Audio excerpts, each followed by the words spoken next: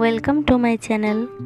আজকে আমার মা অল্প তেলে মুরগির মাংস রান্না করলো, তাই সেটি আপনাদের সাথে শেয়ার করতে চলে এসেছি।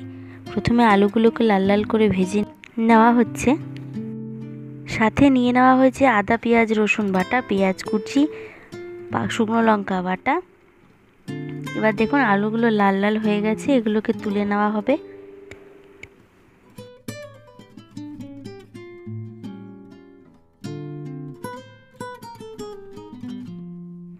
এবার আলু ভাজার ওই তেলের মধ্যে দিয়ে দেওয়া হলো কিছু কাঁচা লঙ্কা, পেঁয়াজ কুচি এবং রসুন।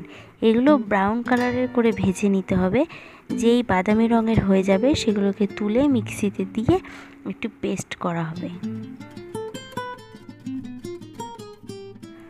এবার দেখা যাচ্ছে পুরো পেঁয়াজগুলি ব্রাউন কালারের একটা ভাব চলে এসেছে, তাই সেগুলোকে তুলে নিয়ে সেই মিক্সিং বোলটাতে তুলে নেওয়া হলো, যেটাতে কিছুক্ষণ আগেই আদা পেঁয়াজ রসুনকে পেস্ট করা হয়েছিল। ওই একই মিক্সিং বোলে নিয়ে আবার এটিকে একটি পেস্ট করে নেওয়া হবে। এবার ওই কড়াইতে আরেকটু কিছু তেল দিয়ে সেই তেলের মধ্যে দিয়ে দেওয়া হলো জিরে আর গোটা গরম মশলা ফোড়ন।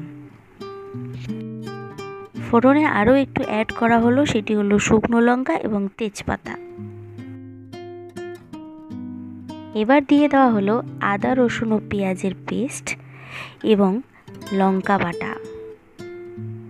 কিছুক্ষণ পরে তাতে অ্যাড করা হবে পরিমাণ মতো লবণ এবং হলুদ।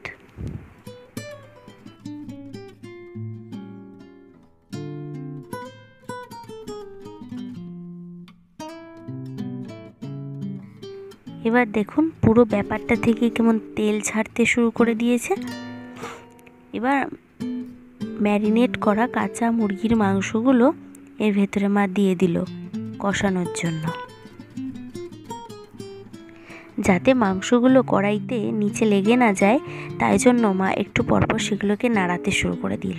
আর দেখতেই পাচ্ছেন অলরেডি তেল কিন্তু ছাড়তে শুরু করে দিয়েছে মাংসের থেকে। এবার ঢাকা দিয়ে রাখলো। ভাজা আলুগুলো কষানো মাংসের সাথে দেওয়া হয়ে গেছে। আরও কিছুক্ষণ ধরে কষানো হচ্ছে। দেখুন অলরেডি অনেকটাই তেল কিন্তু ছেড়ে দিয়েছে মাংসের থেকে।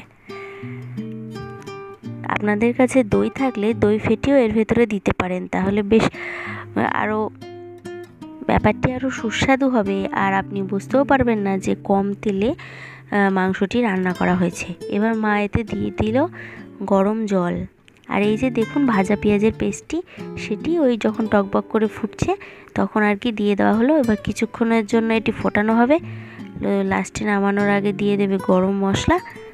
বেশ আর কিছুক্ষণ ফোটালেই রেডি ঝটফট চিকেন, খুব অল্প তেল।